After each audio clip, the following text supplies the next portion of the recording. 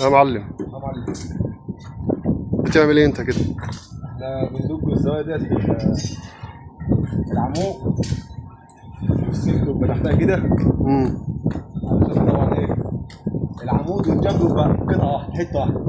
تمام.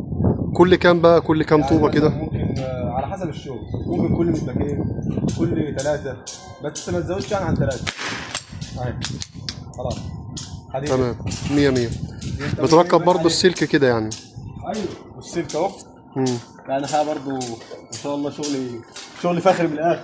تمام ما شاء الله. حاجه انجكشن كده. يعني انت كده بتركب بالسلك كل خلاص انت لما تحط البلوك هنا اه خلاص بقت حته من الخرسانه.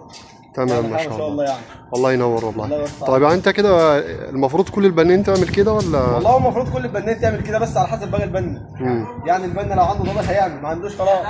تمام. على حسب طبعا المليون يعني على اللي حسب شغال البنا ولا على حسب الزبون يعني؟ والله برضه هو ممكن الزبون يقول لك ركب والبنا ما يركبش. في تمام. الاول في الاخر بتبقى على حسب الايه. لكن الصح البنا. بس الصح الصح كده اهي. خلاص انت هتحط عليها البلوكه دلوقتي، خلاص بقت قطعه من العمود كده، ما تفصلش يعني لا، بعد كده. ولا شرخ ولا اي حاجه ان شاء الله. تمام. الله ينور. الله يوسع عليك. يعطيك العافية.